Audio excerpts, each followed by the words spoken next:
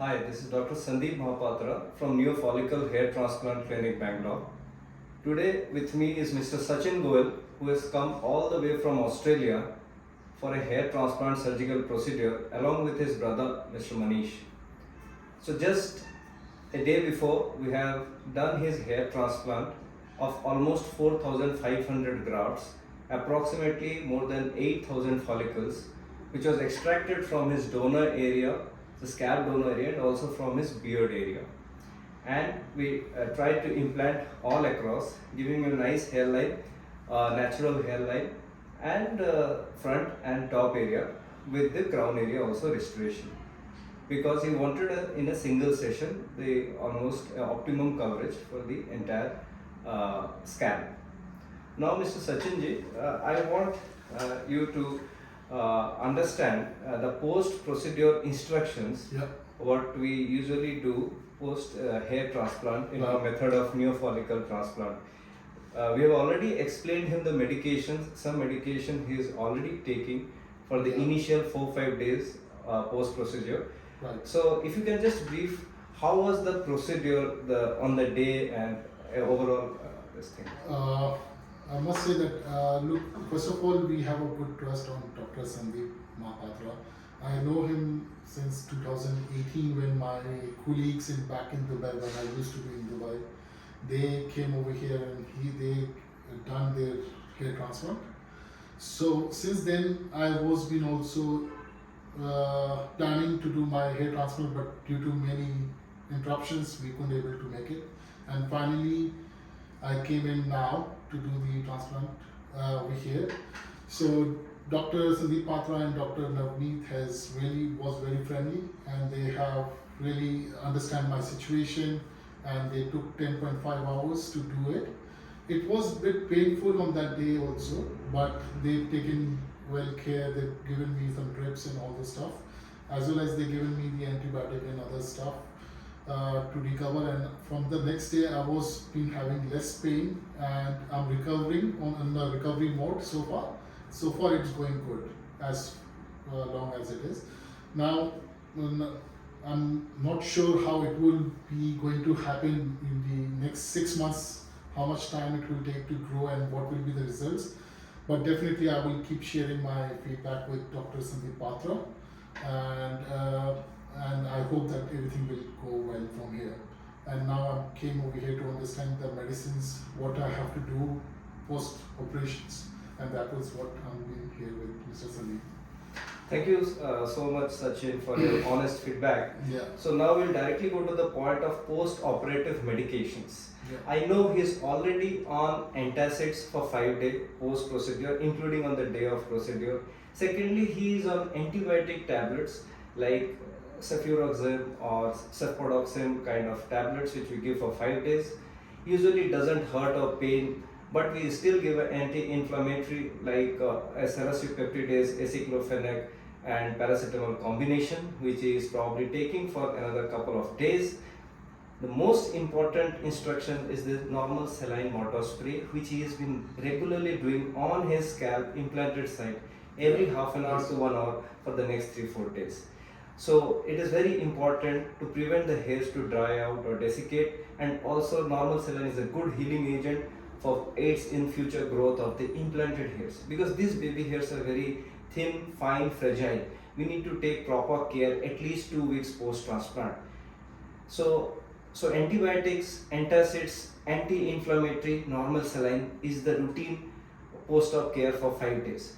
After 5 days, 6th day, we start asking our clients to do a shampoo with mild sensitive scalp shampoo, which is like a baby kind of shampoo. We have our proper hair transplant kit post procedure, which we give to almost all our patients.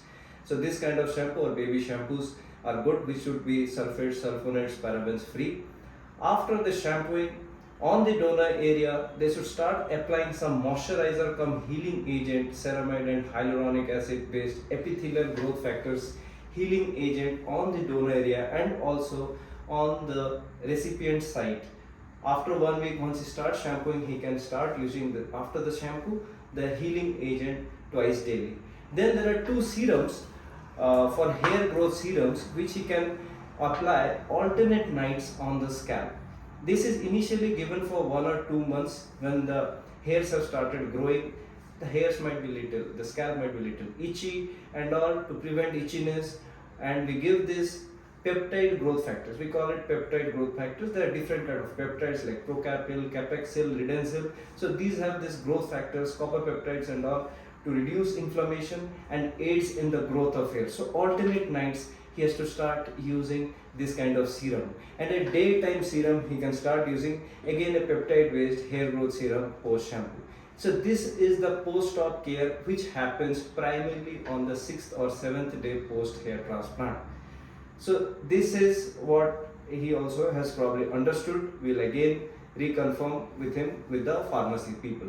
Secondly, most importantly, minoxidil is a must post hair transplant, because minoxidil, as you know, is the US FDA approved drug for male pattern hair loss for initial 1 or 2 years post hair transplant. It is good, it aids in the growth, even it aids the growth of transplanted hairs. So after a month he can start using minoxidil daily at night time.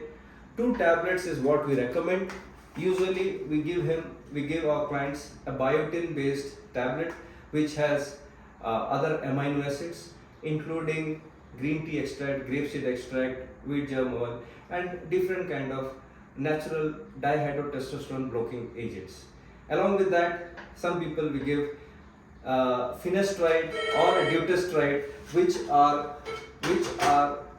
the hormone blocking agents to prevent the hormone induced hair thinning, which primarily happens in male pattern hair loss.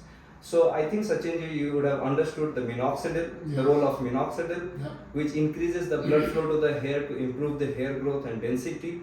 The role of finasteride or dutasteride 1 mg daily at night time he has to take for 6 to 9 months, and a vitamin antioxidant tablet which he can take for another 6 months. So these are also important and essential medications. Just doing a hair transplant doesn't make much sense if we don't preserve the existing hairs. So his hairs in between had a little thinning. So we want those hairs to also regrow along with the transplanted hairs of around 4,500 grafts which we have already done. And there are some treatments which also he can avail.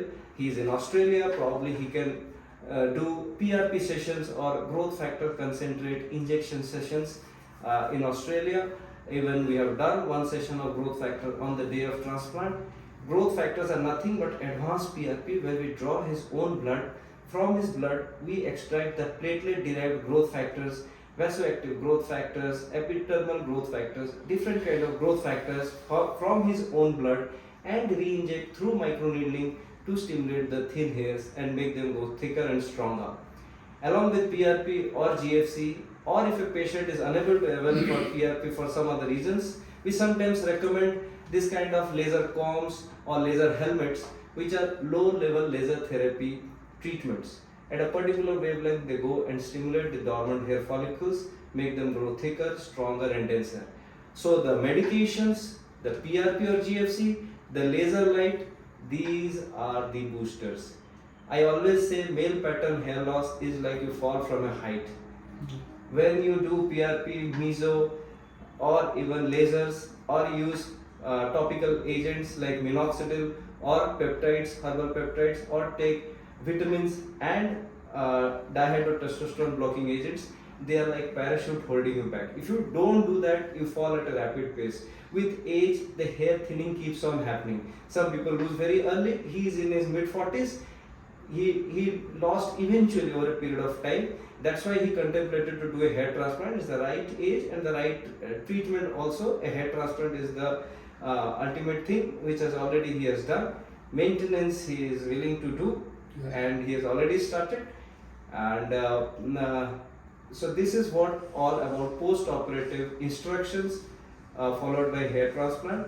So the donor area healing will be very fast in our method because we use a very thin punches to extract the hair. Already it has started healing. We examined, there is no bleeding from the back. Patient is having hardly any discomfort and he is following all the medications properly. So hope you and your brother Manish both get the desired results and hope we live up to your expectations. Thank you, Dr. Steve. Thank you, Sachin. Thank you so much. Signing off.